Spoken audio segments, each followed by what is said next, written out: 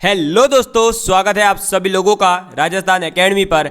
मैं प्रवीण सिंह आप सभी लोगों के साथ में इस वीडियो के अंदर बात करने वाला हूं एनवीएस लैब अटेंडेंट की जो वैकेंसी आई है उसके अंतर्गत जो फिजिक्स के कुछ इंपॉर्टेंट कॉन्सेप्ट है जिनसे प्रीवियस ईयर में क्वेश्चंस पूछे गए हैं उन टॉपिक्स को हम कंप्लीट कर रहे हैं। तो हम फिजिक्स के अंदर सबसे पहले पढ़ चुके थे कि भौतिक राशियाँ क्या होती है, यानी फिजिकल क्वांटिटीज़ क्या होती है।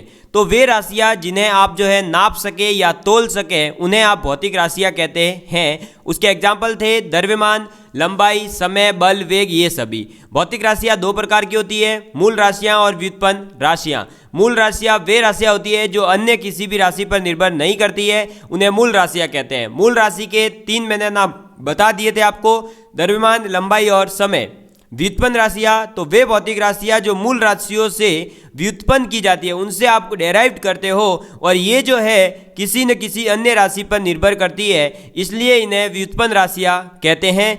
और इनके एग्जाम्पल है आपके संवेग, बल, कार्य, ऊर्जा, शक्ति, ये सभी। ठीक है, चलिए फिर मैंने आप लोगों को बताया था कि मात्रक क्या होते हैं। तो भौतिक राशि जो आपने समझ ली, उस भौतिक राशि का आप जो है आप मापेंगे तो मापने के लिए जो नियत किए गए कुछ मान होते हैं उनको आप यूनिट कहते हो। क्या कहते हो? यूनिट कहते हैं। अब ये जो यूनिट है ये एकदम से कोई डेवलप्ड नहीं हो गई थी, मतलब ऐसा नहीं था कि आपने बस जो है अपनी मर्जी हुई और आपने डेराइव कर दिया। नहीं, इनको जो है दोस्तों अलग अलग सिस्टम के माध्यम से आगे लाया गया है।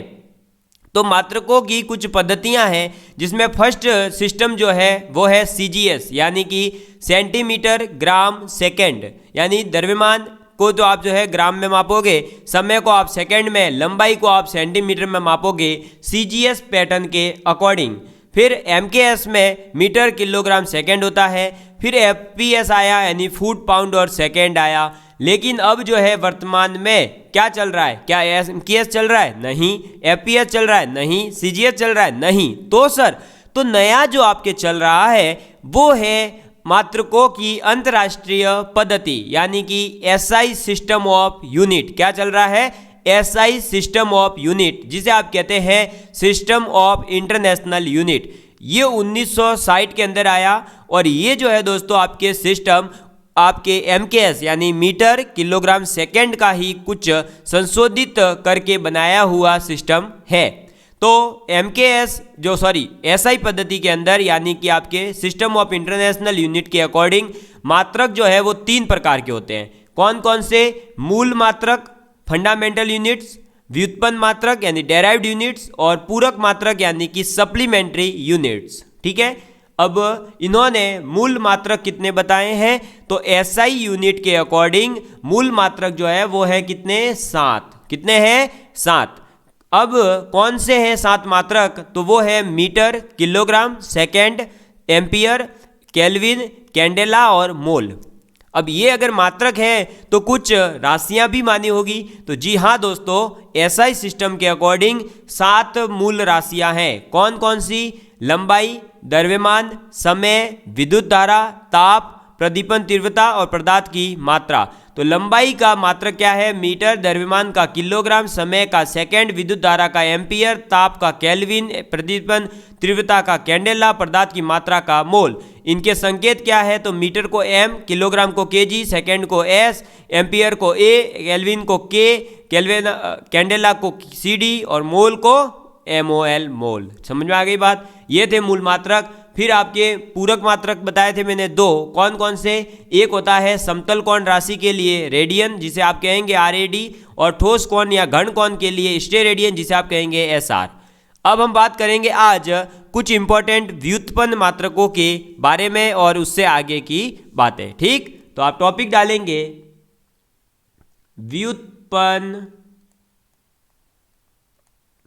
व्युत्पन्न मात्रक। अब ये व्युत्पन्न मात्रक कितने हैं दोस्तों? तो जो आपके 7 तो है मूल मात्रक और 2 है पूरक मात्रक, टोटल हो गए 9। इन 9 मात्रकों को छोड़कर जितने भी मात्रक हैं वो सभी के सभी व्युत्पन्न मात्रक है। कैसे हैं? व्युत्पन्न मात्रक है। ठीक है, मैं केवल आपको कुछ मात्रकों के बारे में यहाँ जो है एग्जाम्पल देकर समझाने वाला हूँ कि वो कैसे जो है डेराइव किए गए हैं। तो तो हम पहली क्वांटिटी ले रहे हैं, यानी पहली जो राशि ले रहे हैं दोस्तों वो ले रहे हैं बल का मात्रक। सपोज करिए आपसे पूछा जाए किसका, बल का मात्रक। अब ये बताइए कि बल होता क्या है, F, फोर्स होता है, ठीक है।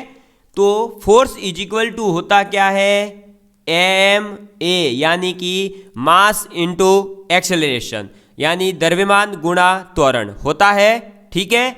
अब देखिए जो आपका मास है वो तो क्या हो गया दोस्तों, फंडामेंटल यूनिट या फंडामेंटल क्वांटिटी हो गई। मास तो जो है आपका क्या है, फंडामेंटल क्वांटिटी है, तो इसकी जो यूनिट आएगी वो तो फंडामेंटल यूनिट ही आएगी, तो FU ये तो है। लेकिन एक्सेलरेशन जो है इसको आप क्या कहते हैं, तो इसको कहा जाता है दोस्तों कि आपके वेग में जो परिवर्तन की दर है, यानी चेंज इन वेलोसिटी, जो वेलोसिटी है या वेग है उसके अंदर परिवर्तन कितना आ रहा है समय के साथ, उसको आप कहते हैं एक्सेलरेशन। तो इसको हम क्या लिख सकते हैं, डेल V अपॉन में डेल T लिख सकते हैं या नहीं, लिख सकते हैं। अभी जो आपका V होता है यानी वेलोसिटी, वेग, ये वेग क्या होता है कि आपके एक इकाई समय में कितनी दूरी तय करी, उसके लिए जो आपकी स्पीड है उसको हम कहते हैं, यानी V बराबर क्या होता है दोस्तों, तय की गई दूरी बट्टे समय, ये होता है।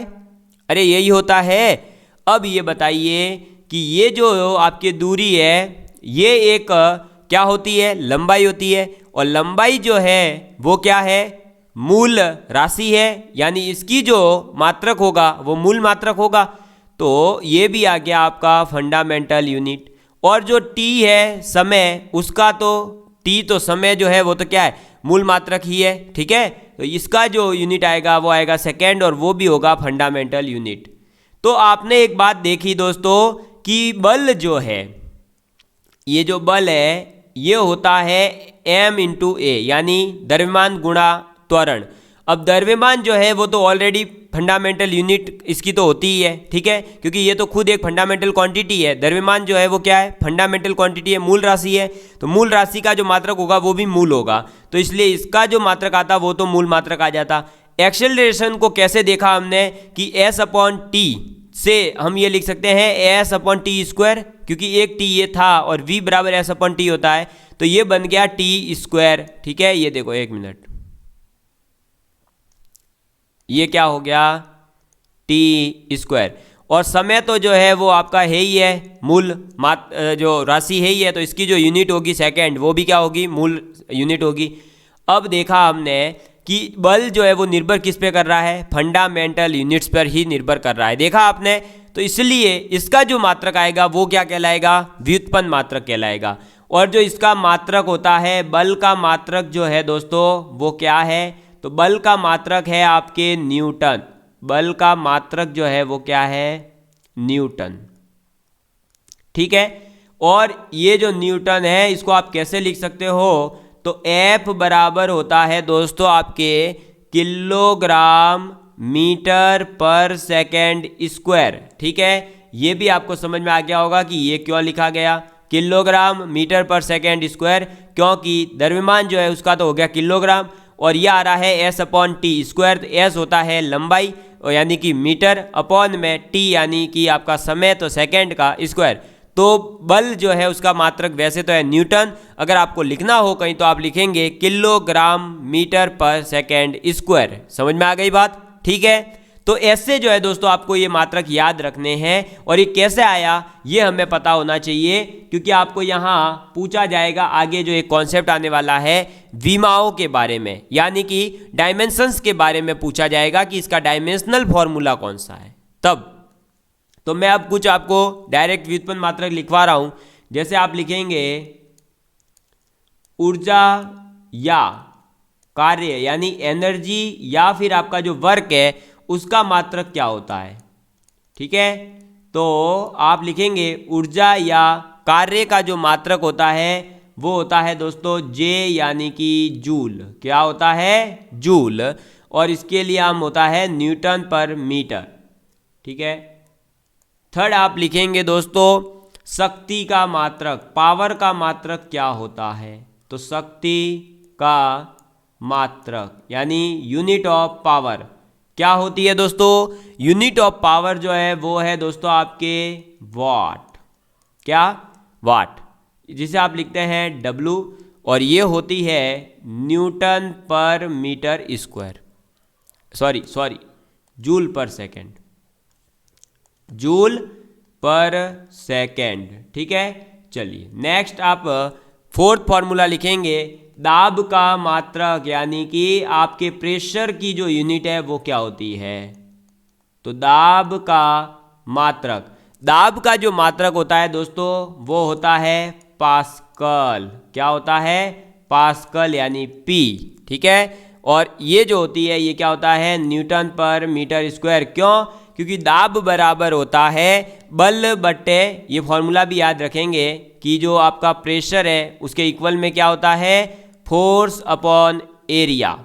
ठीक है, प्रेशर इक्वल टू होता है फोर्स अपॉन एरिया, वहीं से आ रहा है फोर्स का न्यूटन और एरिया का मीटर स्क्वायर, तो न्यूटन पर मीटर स्क्वायर। नेक्स्ट आप फिफ्थ में लिखेंगे विद्युत आवेश का मात्रक। वैसे ये जब मैं आपको विद्युत क्षेत्र और उनके बारे में पढ़ाऊंगा तब भी आ जाएगा। तो विद्युत आवेश का मात्रक, विद्युत आवेश जो होता है दोस्तों उसका मात्रक होता है कूलम। क्या होता है? कूलम। ठीक, जिसे आप लिखते हैं C, और इसको जो है आप क्या लिख सकते हैं? Ampere into second. क्यों? क्योंकि Q बराबर होता है IT। एक ये भी याद रखना, आवेश बराबर होता है करंट इंटू समय। ठीक है, धारा इंटू समय। नेक्स्ट सिक्स्थ आपके आ जाता है दोस्तों विभवांतर का मात्रक। ये सब आपसे पूछे जाएंगे। किसका मात्रक? विभवांतर, विभवांतर का मात्रक। तो विभवांतर का जो मात्रक है दोस्तों वो क्या है? वोल्ट। ठीक है, ये है वोल्ट। जो शक्ति का मात्रक था वो था वॉट, ये है वोल्ट, जिसे आप लिखेंगे V। समझ में आ गई बात? और इसको आप लिख सकते हैं वॉट एम्पियर, या फिर आप जो है इसको लिख सकते हैं जूल पर एम्पियर सेकेंड। ठीक, चलिए नेक्स्ट आपका आ जाता है सेवंथ, आप लिख सकते हैं विद्युत प्रतिरोध का मात्रक यानी कि इलेक्ट्रिक रेजिस्टेंस का मात्रक। तो विद्युत प्रतिरोध का मात्रक, विद्युत प्रतिरोध जो होता है उसका मात्रक क्या होता है? तो उसका मात्रक होता है ओम। क्या होता है दोस्तों? ओम। और ये ऐसे लिखा जाता है घन कोण की तरह। ठीक है, ये होता है वोल्ट पर एम्पियर। नेक्स्ट आपके आ जाता है एट्थ, वो है विद्युत धारिता यानी इलेक्ट्रिक कैपेसिटी, विद्युत धारिता का मात्रक। तो विद्युत धारिता का मात्रक क्या होता है? विद्युत धारिता का मात्रक होता है दोस्तों आपके फेराड या फेराडे, आप ये भी कह सकते हैं। ठीक है, जिसे आप लिखेंगे F से, और ये होता है कैपेसिटर कूलम पर वोल्ट। ठीक है, चलिए नेक्स्ट नाइन्थ आप लिखेंगे विद्युत प्रेरक, विद्युत प्रेरकत्व का मात्रक। तो जो विद्युत प्रेरकत्व होता है उसका मात्रक क्या होता है? इसका मात्रक होता है दोस्तों आपके हेनरी। क्या होता है? हेनरी, जिसे आप लिखते हैं H से। किससे लिखते हैं? H से। और ये होता है ओम पर सेकेंड, ओम इंटू सेकेंड। ठीक है, और 10th आप लिखेंगे दोस्तों लास्ट है जो कि ये है चुंबकीय फ्लक्स का मात्रक। किसका? चुंबकीय फ्लक्स का मात्रक। तो चुंबकीय फ्लक्स जो होता है उसका मात्रक क्या होता है? तो चुंबकीय फ्लक्स का मात्रक होता है वेबर। क्या होता है? वेबर, WB जिसे लिखा जाता है। और इसके लिए आप यूज कर सकते हैं वोल्ट पर सेकेंड, या फिर आप लिखेंगे न्यूटन मीटर पर एम्पियर, या फिर आप लिखेंगे वेबर पर मीटर स्क्वायर। समझ में आ गई बात? सॉरी, एक मिनट, ये यहाँ नहीं है ये। तो न्यूटन पर मीटर एम्पियर, या फिर आप लिखेंगे जूल पर एम्पियर। नेक्स्ट आप लिखेंगे 11th आ जाएगा आपके चुंबकीय फ्लक्स घनत्व, चुंबकीय फ्लक्स घनत्व, ठीक है, यानी मैग्नेटिक फ्लक्स डेंसिटी। तो उसका जो होता है दोस्तों क्या होता है? टेस्ला, ठीक है, टेस्ला, जिसे आप कहेंगे टी से रिप्रेजेंट, और ये होता है वेबर पर मीटर स्क्वायर, या आप कह सकते हैं न्यूटन पर एम्पियर इंटू मीटर। ठीक है, समझ में आ गई बात? नेक्स्ट आपके आ जाता है 12th आता है कौन सा? प्रदीप्ति फ्लक्स। कौन सा फ्लक्स? प्रदीप्ति फ्लक्स। तो प्रदीप्ति फ्लक्स, या फिर आप जो है इसे कह सकते हैं दीप्त शक्ति। क्या? दीप्त शक्ति। तो दीप्त शक्ति का जो मात्रक होता है वो क्या होता है? दीप्त शक्ति का मात्रक वो होता है दोस्तों आपके ल्यूमेन। क्या होता है? ल्यूमेन, जिसे आप लिखेंगे LM से, ल्यूमेन, ठीक है। और इसे आप लिख सकते हैं कैंडेला पर SR। समझ में आ गई बात? चलिए नेक्स्ट आपके आ जाता है 13th, जो कि है आपके प्रदीप्त घनत्व का मात्रक।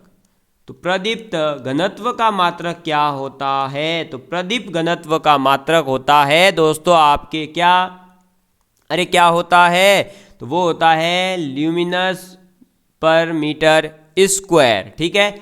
और इसे जो है आप लक्ष्य कहते हैं। इसका जो मात्रक होता है वो तो होता है लक्ष्य, जिसे आप लिखेंगे LX, और इसकी यूनिट होती है लुमिनस पर मीटर स्क्वायर। समझ में आ गई बात? तो ये थे दोस्तों आप लोगों के कुछ इंपॉर्टेंट व्युत्पन्न मात्रक यानी डेराइव्ड यूनिट्स के बारे में कॉन्सेप्ट, ठीक है। अब ये डेराइव यूनिट्स जो है आप लोगों को याद इसलिए रखनी है क्योंकि डायरेक्ट पूछी जाती है। समझ में आ गई बात? चलिए अब मैं आपको कुछ इंपॉर्टेंट और फैक्ट्स लिखवा रहा हूँ, आप नोट पॉइंट करके लिखेंगे, जहाँ से आपको क्वेश्चन पूछा ही जाता है, कई एग्जाम्स में पूछे भी गए हैं। जैसे कि आपसे पूछ लिया जाए एक फर्मी बराबर क्या होगा? तो एक फर्मी बराबर होता है 10⁻⁻15 मीटर, ठीक है। सेकेंड आपसे पूछ लिया जाए कि एक एक्सरे यूनिट क्या होता है? तो एक एक्सरे यूनिट जो होती है वो होती है आपके 10⁻⁻13 मीटर। एक आपसे पूछ लिया जाए कि एक एस्ट्रोनॉटिकल यूनिट क्या होती है, ठीक है। एस्ट्रोनॉमिकल या नॉटिकल भी कहते हैं, ठीक है। तो नॉमिकल यूनिट, तो एस्ट्रोनॉमिकल यूनिट जो होती है उसकी वैल्यू होती है 1.49 × 10⁻11 मीटर। समझ में आ गई बात? और ये जो है दोस्तों डिस्टेंस होती है, ये है distance between sun, distance between sun and earth, ठीक है। तो सन यानी कि सूर्य और पृथ्वी के बीच की जो दूरी है एवरेज, वो है एक एस्ट्रोनॉमिकल यूनिट, जिसकी वैल्यू होती है 1.49 × 10⁻11 मीटर, ठीक। चलिए आगे बढ़ते हैं। नेक्स्ट आपके आ जाता है 4th, एक यूनिट और है कि एक लाइट ईयर, एक लाइट ईयर यानी एक प्रकाश वर्ष। तो जो एक प्रकाश वर्ष बराबर होता है वो होता है 9.46 × 10⁻15 मीटर, ठीक है। ये बात आप लोगों को याद रखनी है, क्योंकि ये चीज़ें जो ऐसी है जिसको आपको पूछी जा सकती है। ठीक है, समझ में आ रही है बात। और आपको मैं लिखवा दूं, नेक्स्ट आप लिखेंगे एक मैट्रिक टन कितना होता है। एक मैट्रिक टन, तो एक मैट्रिक टन बराबर होता है 10³ kg। नेक्स्ट आप लिखेंगे एक हॉर्स पावर बराबर कितना होता है, यानी एक अश्व शक्ति जो होती है दोस्तों वो कितने बराबर होती है, वो होती है 746 वॉट के बराबर। नेक्स्ट आप लिखेंगे दोस्तों एक एटमॉस्फेरिक प्रेशर कितना होता है, यानी 1 atm एटमॉस्फेरिक प्रेशर कितना होता है, तो वो होता है दोस्तों आपके, अगर मरकरी के सेंटीमीटर में देखें तो होता है 76 सेंटीमीटर ऑफ मरकरी स्केल जो होता है उसके अंदर तो होता है 76 सेंटीमीटर की ऊंचाई वाला भाग, या आप इसको कह सकते हैं 1.01 इंटू 10⁵ पास्कल। समझ में आ रही है बात।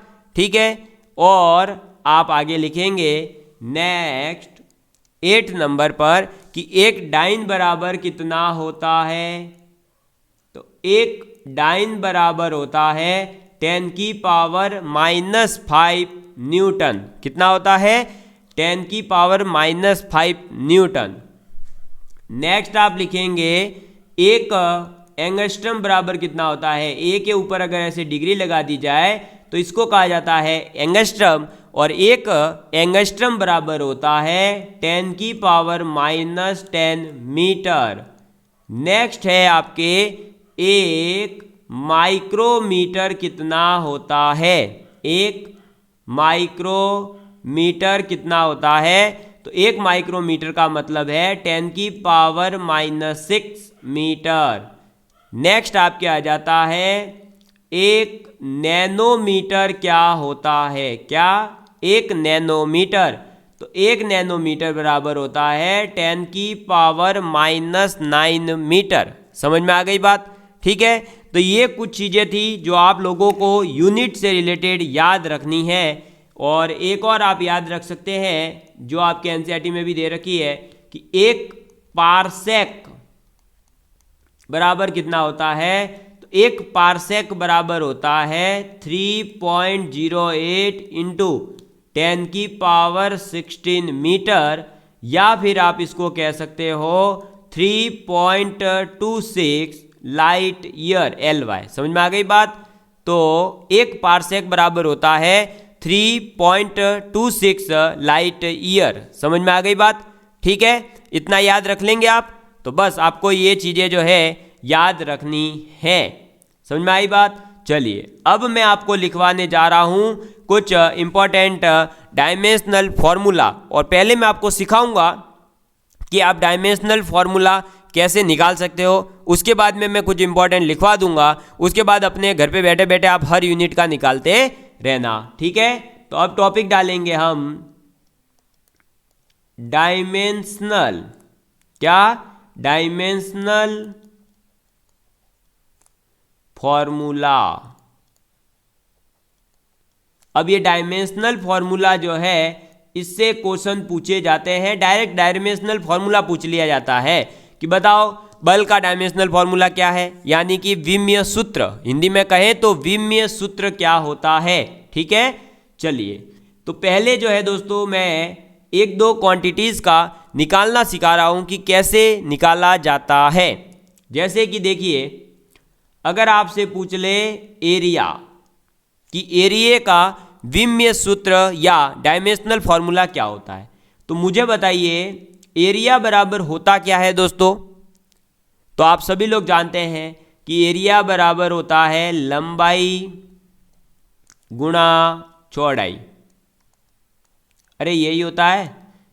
ठीक है, सभी मतलब ऐसा नहीं है। अब आप जो है सोच रहे होंगे कि बताओ सर गोले जो वृत्त होता है उसका तो होता है πr², तो भाई उसमें भी अल्टीमेटली तो r² यानी कि 1 मीटर का ही स्क्वायर आ रहा है, तो वही बात है। तो क्षेत्रफल का मतलब जनरली होता क्या है, लंबाई गुणा चौड़ाई करना है उसका। अगर इसमें ऊंचाई का भी गुणा कर दिया जाए तो क्या बन जाता है, घनत्व। ठीक है, सॉरी वॉल्यूम, आयतन।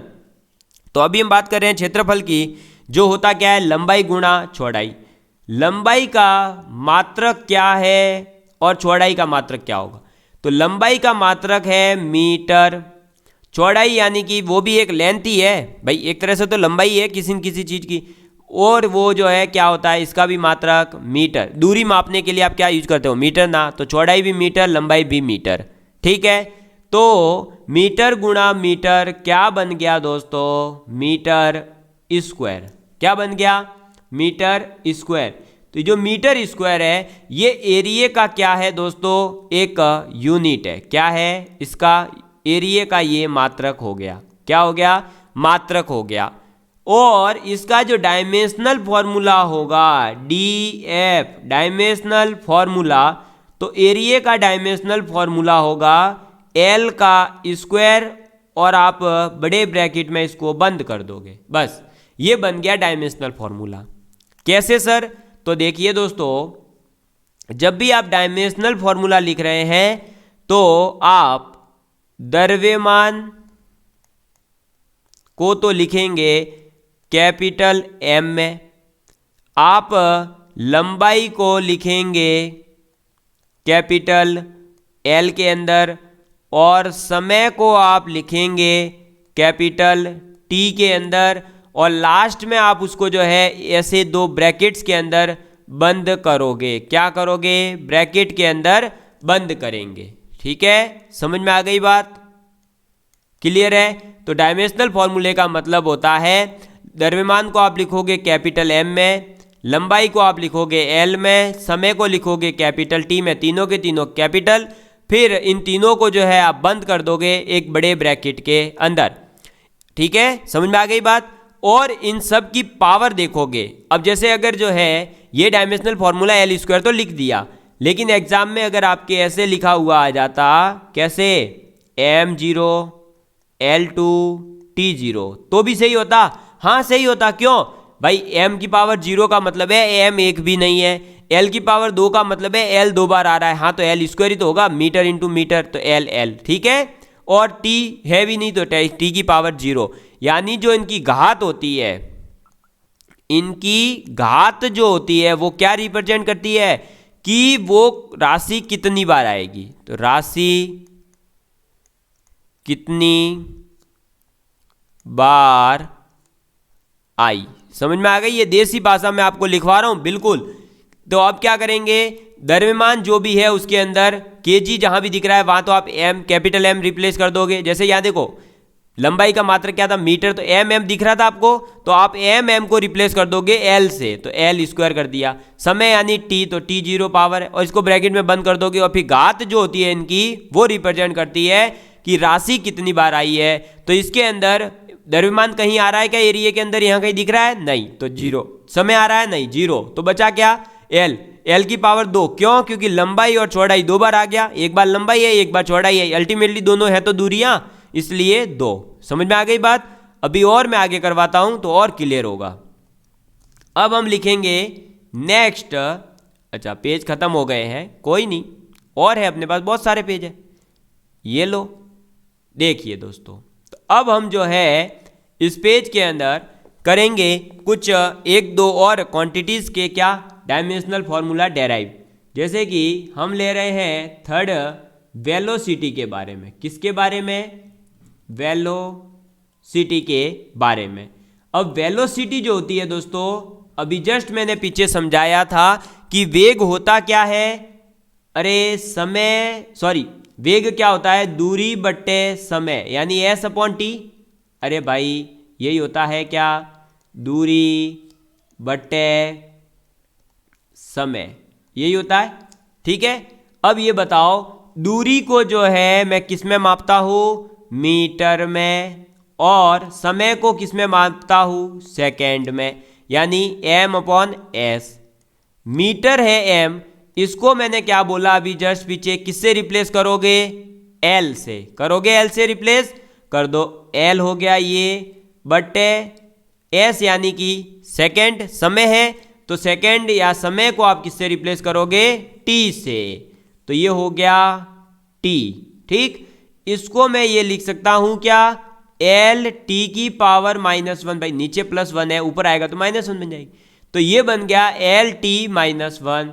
तो इसका जो डायमेंशनल फॉर्मूला होगा वो क्या होगा दोस्तों, m आया क्या इधर, कहीं नहीं आया, तो m 0, l की पावर 1, t की पावर -1 और ब्रैकेट में 1। ये हुआ वेलोसिटी का डायमेंशनल फॉर्मूला यानी विमीय सूत्र। समझ में आई बात। तो आपको क्या करना है, अगर किसी क्वांटिटी का आपसे पूछ लिया जाए कि इसका ये है या नहीं, आपको उस क्वांटिटी के लिए जो भी सूत्र याद आ रहा है, कैसा भी कोई भी सूत्र याद आ रहा हो, उस सूत्र को जो है आप उसकी यूनिट्स के अंदर कन्वर्ट करो, और यूनिट के अंदर फिर मैंने बताया कि जहां किलोग्राम आएगा वहां m रिप्लेस करोगे, जहां मीटर आएगा वहां आप l लिखोगे, जहां समय आएगा वहां आप t लिखोगे। ठीक है, तो वही रिप्लेस करना है बस। ऐसे ही एक और क्वांटिटी का हम निकाल लेते हैं। अगर हम निकालते हैं दोस्तों किसका, डेंसिटी का, या चलिए आपको मैं किसका निकाल कर बताऊँ, आप बताइए, फोर्स का निकाल कर बताता हूं। तो फोर्स, ठीक है, फोर्स बराबर क्या होता है, तो F बराबर होता है ma।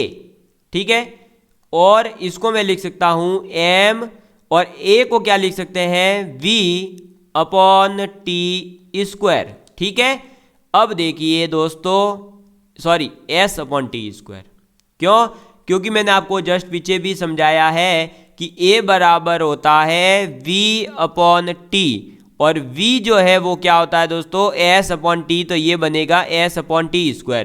तो a बराबर मैं लिख सकता हूं s अपॉन टी स्क्वायर। ये हो गया कन्वर्ट। अब m यानी कि क्या है यहाँ, द्रव्यमान, ये तो क्या है, द्रव्यमान है ना भाई। द्रव्यमान का मात्रक क्या होता है दोस्तों, kg, क्या होता है, kg, गुणा s क्या है, दूरी, दूरी यानी कि मीटर, बट्टे टी स्क्वायर यानी समय का स्क्वायर, समय यानी सेकंड, तो आप लिखेंगे s का स्क्वायर। ठीक है, अब मैंने जैसा कि आपको बताया है, डायमेंशनल फॉर्मूले के लिए आप द्रव्यमान या केजी जो है उसको तो आप लिखेंगे कैपिटल M, तो लिख दो कैपिटल M। स्मॉल m यानी मीटर, मीटर को आप लिखोगे L, तो L लिख दो, बट्टे s स्क्वायर यानी समय का स्क्वायर है या सेकंड का, आपने इसमें यूनिट लिखी है, यहाँ क्वांटिटी लिख रखी है, तो t का स्क्वायर, t का स्क्वायर यानी कैपिटल T का स्क्वायर। ये क्या हो जाएगा दोस्तों, mL_T-2 बनाइए। तो इसको हम क्या लिख सकते हैं, इसके डायमेंशनल फॉर्मूले को, हम इसके डायमेंशनल फॉर्मूले को लिखेंगे m1L1T-2 और बड़े ब्रैकेट्स के अंदर बंद कर देंगे। अरे समझ में आया क्या, आ गया। तो बस यही है आपके डायमेंशनल फॉर्मूला लिखने का तरीका, और आपको जो है डायमेंशनल फॉर्मूले से रिलेटेड क्वेश्चन पूछे जाएंगे। तो आप डायमेंशनल फॉर्मूला आप किसी भी क्वांटिटी का कब लिख पाएंगे, जब उससे संबंधित आपको कुछ फॉर्मूले याद हो। ठीक है, तो मैं अब जो है आप लोगों को कुछ क्वांटिटीज़ के लिए देकर जा रहा हूं जो आपको लिख करके लाने हैं। ठीक है, चलिए, तो मैं इसका पहले पेज का कलर आपको कौन सा अच्छा लगा है, मुझे ब्लैक थोड़ा ठीक लगता है, अगर आपको वाइट अच्छा लगा है तो बता दीजिएगा। वाइट एंड ब्लैक दोनों आज यूज हो गए हैं, तो आप बता देना कि कौन सा अच्छा रहता है थंबनेल के अंदर। देखिए, अब मैं जो है आपको कुछ क्वेश्चन देकर जा रहा हूं, आप कमेंट करके मुझे आंसर बताएंगे उसका। जैसे कि वर्क का डायमेंशनल फॉर्मूला क्या होगा, आप मुझे बताएंगे कि डेंसिटी का डायमेंशनल फॉर्मूला क्या होगा, डेंसिटी। आप मुझे बताएंगे कि जो आपके एंगुलर मोमेंटम होता है, एंगुलर मोमेंटम, इसका डायमेंशनल फॉर्मूला क्या होता है। आप मुझे बताएंगे कि आपके मोमेंट ऑफ इनर्शिया, ये सब चीज़ें जो है, देखो ये moment of inertia, angular momentum, ये मैं जो है आपको हमारे राजस्थान लैबोरेटरी की जो क्लासेस चला रहा हूँ मैं फिजिक्स की, उसके अंदर आप पहले से पढ़ते हुए आइए तो आपको ये सब पता चलेगा। मैंने आपको बोला है ना, थोड़ा सा हाई लेवल का पढ़ना है तो वहाँ पढ़िए। तो ये है आपका मोमेंट ऑफ इनर्शिया। ठीक है, एक सेकेंड, इनर्शिया लिखना है, मोमेंट ऑफ इनर्शिया। ठीक, समझ में आ गई बात। तो इन चारों का आप जो है मुझे, ये जो चारों फिजिकल क्वांटिटीज़ है, इनका आप मुझे डायमेंशनल फॉर्मूला कमेंट करके बताएंगे। और आप लोग अगर इसका कमेंट करते हैं तो ही मुझे विश्वास होगा कि आप लोग सिलेक्शन करवाना चाहते हो। जो स्टूडेंट कमेंट नहीं करेगा या जिसने मुझे व्हाट्सएप पर सेंड कर दिया, उनके लिए बहुत अच्छी बात है, कमेंट करना जरूरी है। आपका जो है एक्टिविटी दिखानी है आपको। मैं रेगुलर क्वेश्चंस ऐसे दूंगा। अभी तो हमारी 2 क्लासें हुई है, अभी थोड़ी सी क्लास होने दो, उसके बाद तो पूरा टेस्ट आप लोगों के लिए ऑर्गेनाइज किया जाएगा, जो आपको खुद उसके आंसर देने हैं। जो आंसर नहीं देगा उसको हम क्लास से बंद कर देते हैं, उसको हमारे यूट्यूब चैनल पर हम ब्लॉक करवा देते हैं। तो इसलिए आपको पढ़ाई करनी है। हमारे यूट्यूब चैनल पर कम सब्सक्राइबर है, उसका रीज़न यही है कि हम हमारे चैनल पर स्टूडेंट केवल पढ़ने वाले जो हैं उन्हीं को अलाउ करते हैं। जो नहीं पढ़ता है हम मुझे व्हाट्सएप पर भी ब्लॉक कर देते हैं, टेलीग्राम से रिमूव कर देते हैं। इसलिए प्लीज़ आप जो है पढ़ाई पर फोकस रहिएगा, तो आपका सिलेक्शन होगा। हमारा टारगेट है कि आपका सिलेक्शन हो। हमारा बिल्कुल भी कोई टारगेट नहीं है कि हमारे सब्सक्राइबर्स तो बढ़ते जाएं और बच्चों का सिलेक्शन नहीं हो। नहीं, ठीक है, पढ़ाई करनी है। चलिए दोस्तों, मिलेंगे नेक्स्ट वीडियो के अंदर। आप लोगों का प्यार बरकरार रखिएगा। धन्यवाद।